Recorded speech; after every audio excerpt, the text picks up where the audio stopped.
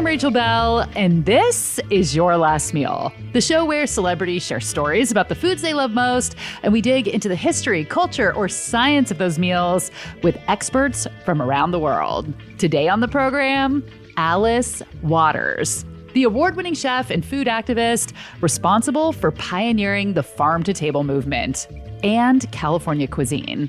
Alice has been running her iconic Berkeley restaurant, Chez Panisse, for 54 years.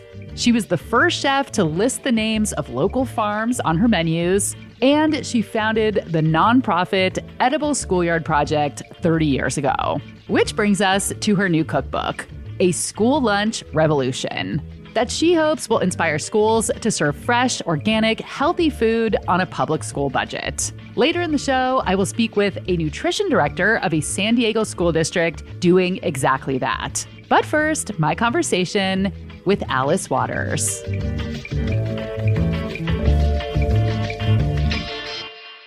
Okay, let me hear you talk a little bit. It's so nice to meet you. What did you have for breakfast this morning?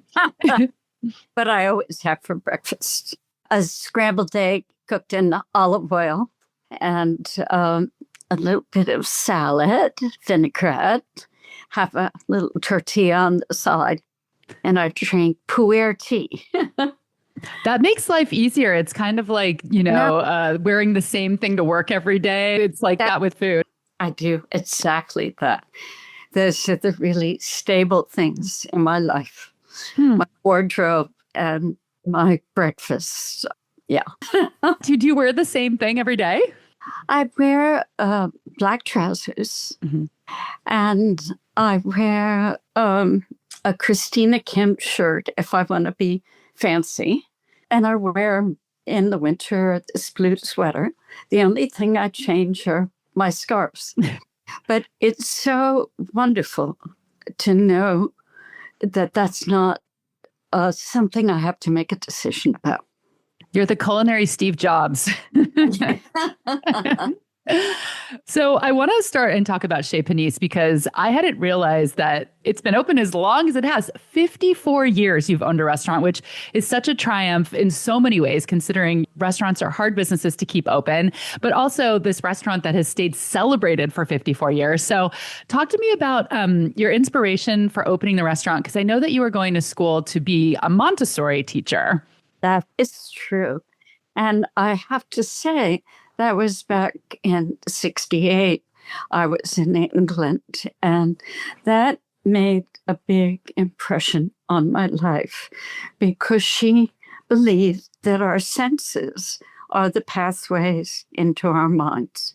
So we need to be touching and smelling and tasting, and listening very carefully and looking very carefully.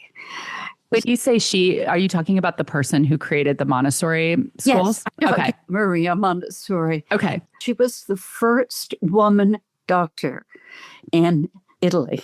And she wanted to know why children who lived in poverty and hunger could not learn like other children.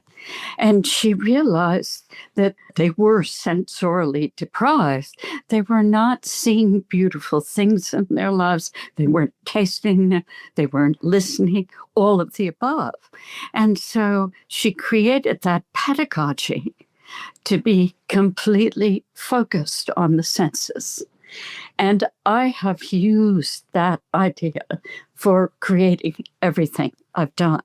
And the first thing was the restaurant. And it's why I wanted to have an open kitchen so people could get a sense of the fire and the beauty of the kitchen. Before Alice opened Chez Panisse, she was a Montessori teacher. And before that, she was a student at UC Berkeley during the free speech movement, standing in a plaza with thousands of other students. And we were all listening to Mario Savio speak. And he, yes, talked about stopping the war in Vietnam and civil rights and all of the above. But the really important thing he said is go to another country, learn about another culture. And so I took off with my roommate and we went to France. We arrived there in 1965. And it was definitely a slow food nation before that term was ever understood, because people waited in line for 20 minutes to get a baguette, a hot baguette. And I started eating things, tasting things I'd never tasted before, like a mesclun salad. What is this? But the vinaigrette was so delicious. I was prepared to taste everything. And I would say 9 out of 10 times it was something amazing. Yeah, France seems to be a very inspirational place for many people. It was the time of Julia Child going to France, too. And she did what I did. She sat by the Seine and drank a glass of wine. And the beauty of Paris was incomparable. We would go to the highway and hitchhike. And we were picked up by truckers. And they told us where we should go and eat along the way. And it was absolutely wonderful to have that advice. And we went out to Brittany, which was particularly important to me because they were taking fish right out of the water, like mussels, and then steaming them up and bringing them to the table. And I just couldn't believe how delicious they were. And crepes, they made those buckwheat crepes right in front of you. When I came home, I just said, I don't just want to eat like the French. I want to live like the French. I want that feeling of beauty in my everyday life.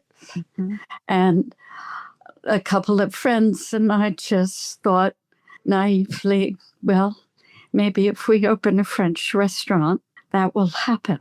The food will come. And it did. Was the restaurant a success right away? Were other people struck by this beauty and this kind of tableau you created? Well, it was a little rough start because I only wanted one menu. And if they didn't like it, it really made me sad.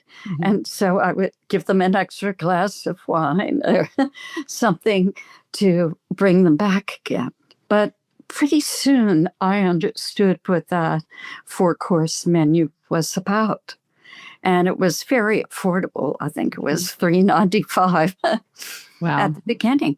But it was the people that we bought the food from, which were the farmers who lived close by. And I guess the most important was our peach farmer, Mas Masamoto. And we started serving a fruit bowl at the end of the meal. Also something sweet, but we had that fruit bowl. And when people ate his peaches, they came back for more. People generally go out to eat to have things that they couldn't make at home. Especially in this country, we don't eat fruit for dessert. It's chocolate and caramel. And so you were kind of reintroducing people to the beauty of simplicity. The beauty of the seasons. It's being in harmony with nature. When the peach is over, the peach is over. It's on to the apples in the fall. And you've undoubtedly heard the story of Jose Andres coming to Chez Panisse. It was in those early days. And he talks about, I brought a fruit bowl with 2 dates. And he said, what is this? What are you doing? And then he ate one of the dates. And he fell in love with it. And that meant more to me than anything. But that's what happened at Chez, that people got to expect that they were going to taste something that they hadn't had before, or that tasted better than something that they had, because we just had that limited menu. And we still have that menu. Not that exact menu, but one set menu that changes daily, featuring local produce at peak ripeness. Here's a menu that is being served one day this week, as I write this on December 5th. Smoked San Francisco black cod with chicories, golden beets, radishes, and chervil mousseline. Red curry squash cappelletti and brodo with wild mushrooms and parmesan. Grilled Payne Farm squab marinated in Sky Zinfandel lees with Tokyo turnips, buttery Savoy cabbage, and roasted carrots. And for dessert, Pink Lady apple quince galette with creme fraiche ice cream. After the break, Alice proves that it is economically possible to bring farm fresh food directly into school cafeterias. And we meet the nutrition director of a school district who is doing exactly that.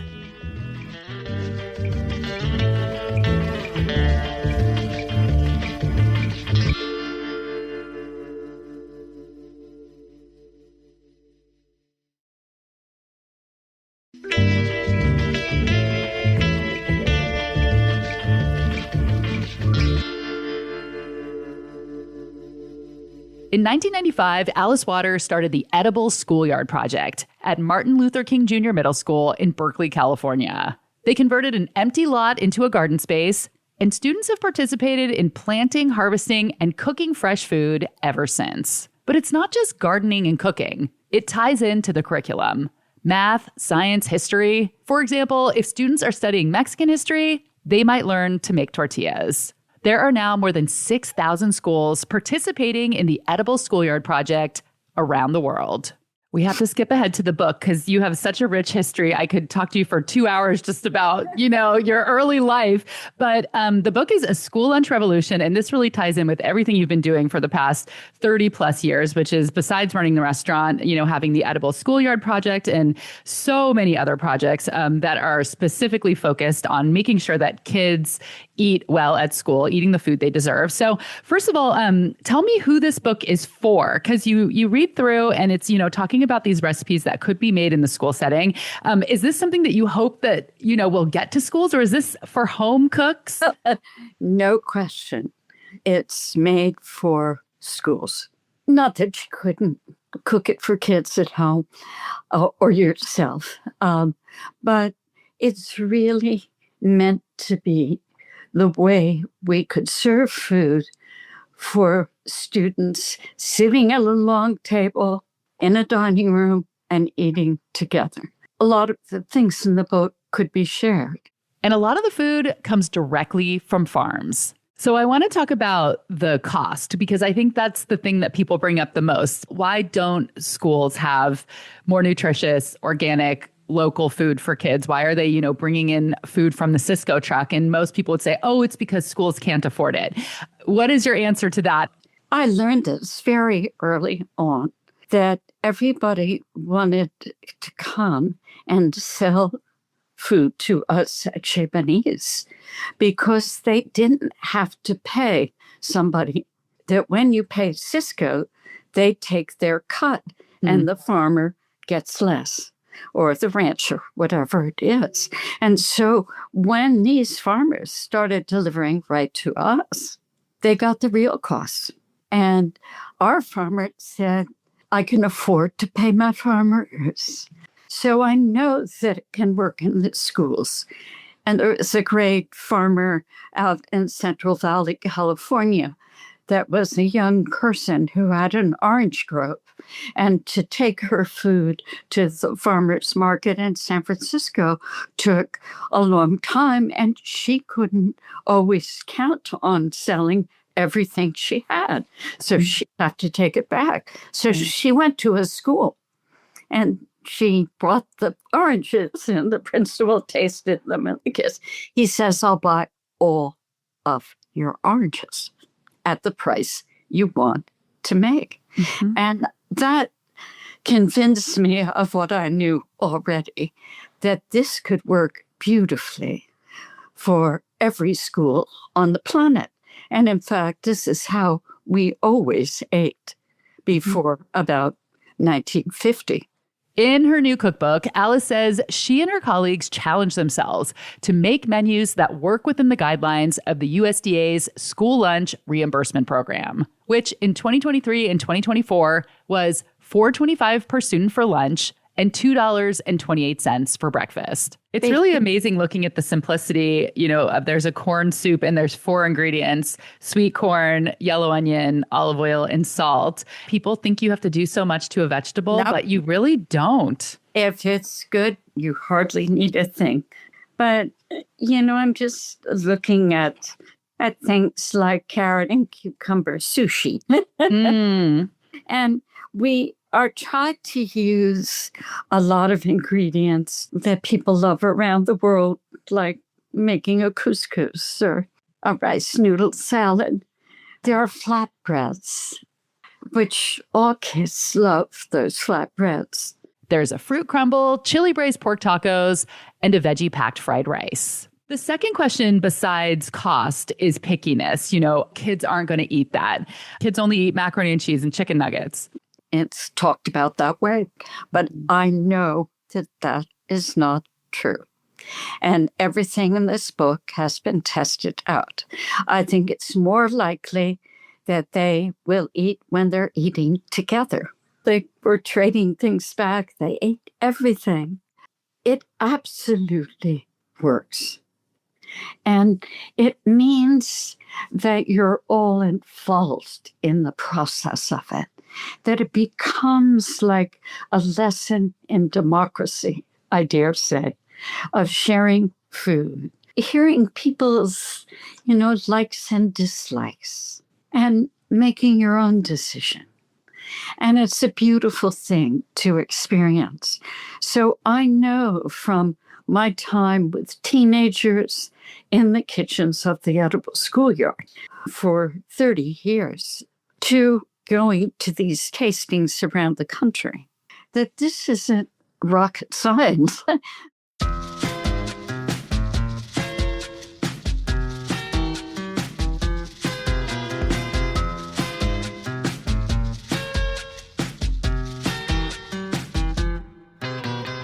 One of the school districts putting Alice's vision into action is the Sweetwater Union High School District in Chula Vista, California. I was always a fan of Miss Waters and what she was doing with her, as you said, revolutionary work in Berkeley. That movement toward more healthier, more fresher product, local produce. That's Eric Spann, the district's director of nutrition services, a chef who left a restaurant career to make change in schools.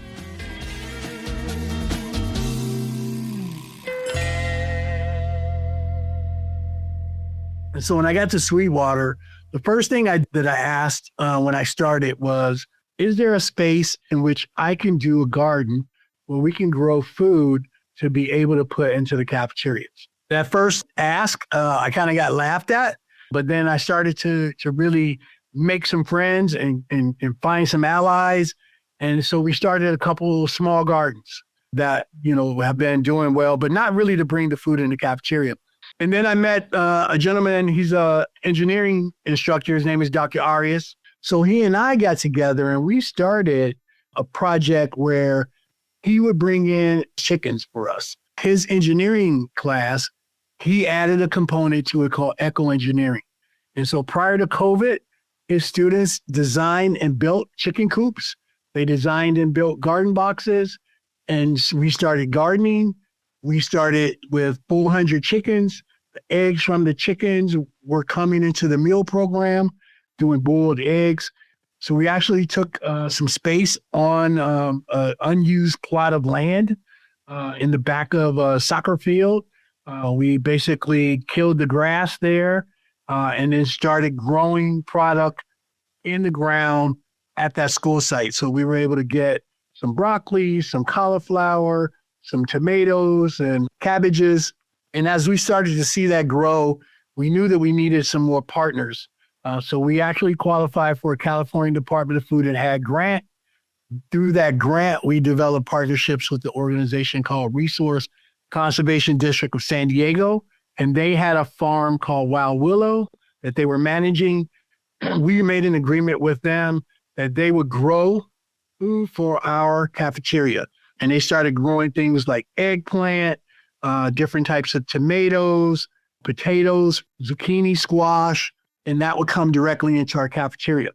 And they then started working with us and training our students to actually grow and work on the farm that we were doing at Southwest High School. And so where we are now is we have 200 chickens. We have 5 plots of land that are being prepared to grow vegetables for us. We're constantly growing tomatoes. We're constantly growing strawberries, and we're doing our own starter plants. And the idea is to just take that farm idea at Southwest High School and take components of it to different school sites so that we can do what I call micro-local, which is that we can start growing some of the food on these plots of land that our schools have. And then that food then goes into the cafeteria. Then they partnered with small local organic farms who normally sell at farmers markets and other local food sellers. Even things like conchas, even things like pizza, about 53% of the budget that so far we've spent this year in our program have come from local California farms, producers, and manufacturers. I don't care if a farm can only provide enough produce that can only serve one of my 23 schools. I want to buy that produce because it's going to help that farmer stay in business, provide the jobs on that farm, but also we can embed that farm into our school district. So that's really how I operate and have been operating since I've gotten. That is so cool. And look how you came in with this vision and got laughed at, and now it's thriving, and it's really, really amazing. I feel very proud of you, even though I just met you. Thank you. It's funny. I learned a term during that time. It was called seagulling. Seagulling is when someone flies in, they basically listen to you, and then they crap all over your ideas, and then they fly away. Mm-hmm. And I was like, wow, that did happen. That's a perfect description of what happened that time. But, we've been doing well. Getting noticed by, you and organizations from, California's Center of Eco-Literacy, not just here in California, but nationally with us. We're trying to really do something that's really positive for our kids. Eric did a lot of work to make this program happen, including making sure the kitchen staff knows how to work with raw products after opening boxes and warming up food for so long. I hired some chefs to come in and basically train all of my staff on how to cut a chicken up. And so once we started training the staff on how to roast properly, how to, saute properly, how to cut the food, properly, and teaching them knife skills and actually bringing in sharp knives so they weren't using steak knives, we were able to change the quality of the food. It took time. We've been able to do more cutting edge things because, again, I'm a middle and high school district. So we serve ceviche. We serve dragon fruit. We serve persimmons. We serve grapes. We serve toast strawberries. We cut up watermelon, Persian cucumbers, hydroponically grown cherry tomatoes. And what we have found is that if we do it in a way, though, that some of the kids, like, for example, they like tahini. Maybe sprinkle a little bit of that on the fruit and kind of open up their flavor palettes. They're going to be more open to it. And they also have to be okay not liking it. For all of our palates are different, and kids are still developing their palate. And so I think you put those things in front of them and you let them experiment. I'm much more restrictive on what comes into our schools. But we also have some staples. Our kids like pizza. So, we have a company that makes it for us. They follow all the guidelines that we have for K-12. We taste test it with our students. They pick the ones that they like. Every kid in every school is invited to these taste tests so they can vote on what they like. And having this kind of autonomy helps the kids actually want to eat the food. But I think that we cannot take the kid out of the equation. And so we can all pontificate on what we think kids should have. But I'm telling you, if they don't want to eat it, it doesn't matter. Eric has very sweetly invited me to come down and visit the school farms and have lunch with them. And my parents just so happen to live in the San Diego area, so I definitely want to make this happen eventually. Coming up after the break, what does the queen of local and organic want for her last meal? And what did she pack in her daughter Fanny's lunchbox when she was a little kid in school? Stick around and find out.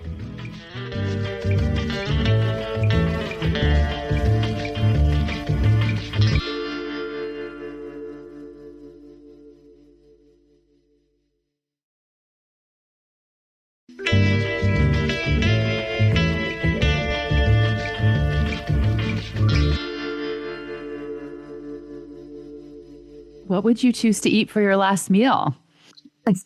I couldn't decide, but I hope that I die in the fall. Okay. I was going to say, yeah, it's a seasonal thing. Yeah. Yes, I hope I die right after I eat those peaches. It's really determined about the time of year for me. Yeah. What I want to have.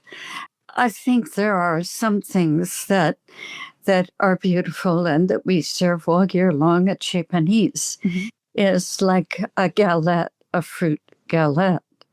And that is something that Jacques Pepin taught us how to make. It has been on our really downstairs and upstairs menu since he taught it to us about year 5 of the restaurant. Just changing the fruit. It's changing the fruit.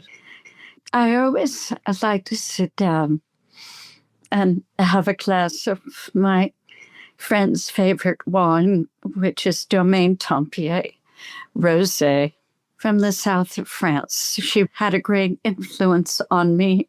And I think about her when I sip the wine. And I love having those beautiful green and black olives, which we have right away on the table. I think a salad has to be there.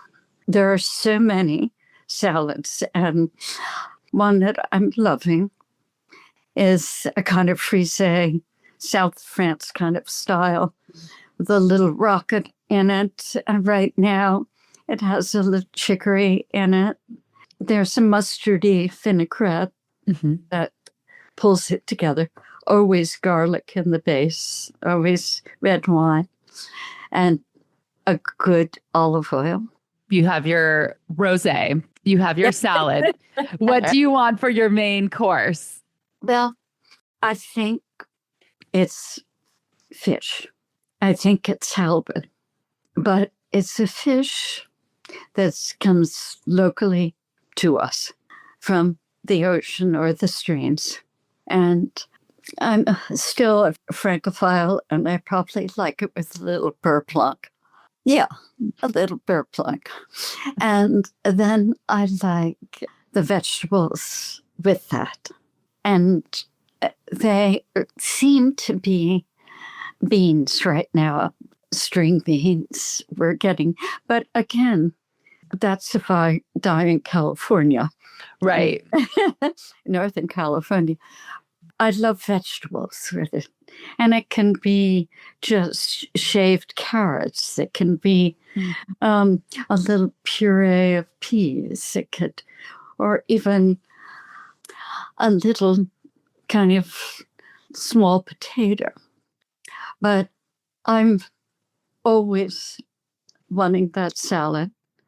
I'm always wanting a very simple main dish. Yeah. And I will take that old galette for dessert. I had a feeling, yeah. And what fruit would be in the galette right now? What are you serving at the restaurant?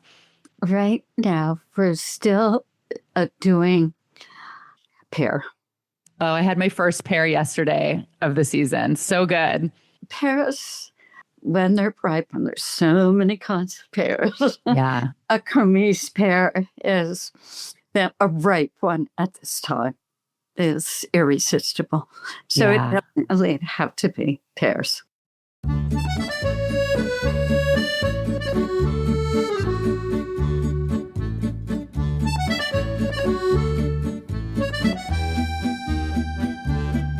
For her last meal, Alice Waters wants a glass of French rosé with some table olives, a frisée salad with mustardy vinaigrette, halibut with beurre blanc, seasonal vegetables, and a pear galette for dessert. Alice has an adult daughter named Fanny Singer, and if you follow her on Instagram like I do, you know she is her mother's daughter when it comes to food. And apparently her love of local organic veggies cemented at an early age. What did you pack for Fanny's lunch? Well, I packed her things that she could dip in a vinaigrette. Oh.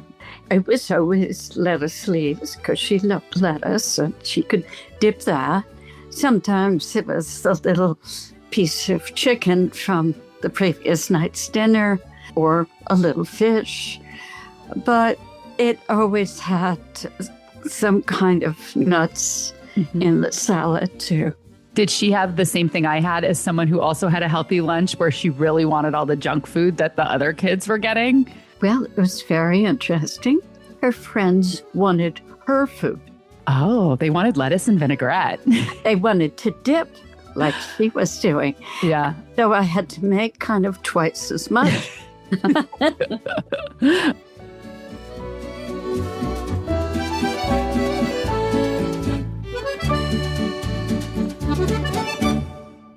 And that was Alice Waters' last meal.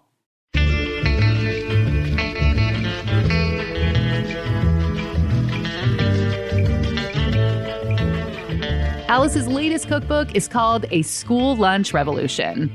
And I don't think it only belongs in school cafeterias. Not only is it a beautiful cookbook, there is so much to learn. Pick up a copy at your favorite local bookseller. I am headed to the Bay Area in February and plan to make pilgrimage to Chez Panisse for the very first time. I grew up about 40 minutes from the restaurant, but I moved out of the Bay Area when I was 17 years old. And I didn't know about it when I was a kid. I did go to Berkeley a lot, though, mostly buying hemp necklaces and watching my friends get piercings and doing other nefarious things on Telegraph Avenue. So this will definitely be the most adult thing I have ever done in Berkeley. Thanks to Eric Spann, Director of Nutrition Services at the Sweetwater Union High School District in Chula Vista, California. Your Last Meal is a product of Seattle's Cascade PBS. Go to cascadepbs.org to become a member, and with Passport, you get on-demand access to all PBS programming, including lots and lots of food shows. From Julia Child to former Your Last Meal guest Patty Yinich to my show, The Nosh. This episode was produced by me and senior producer Sarah Bernard, who also mixed and mastered it. Original theme music by Prom Queen. I'm Rachel Bell, and this is Your Last Meal.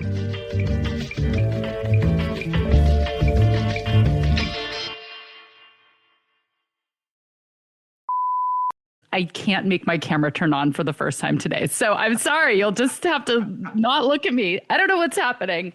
I don't believe in or understand Mercury being in retrograde, but I know that it is and that causes some kind of like technological problem. So let's just say the universe. It all makes sense now. Yeah, obviously. I look out at my redwood tree, which is 100 years old. It has roots that go 20 miles to get water from the stream. 20 miles? 20 miles. That's how far the roots go? Wow. I had no idea. No, maybe I'm exaggerating. Let's go with it. It's a good, I like it. I'll look it up. La la la la la la la la la la la la la la la la la la.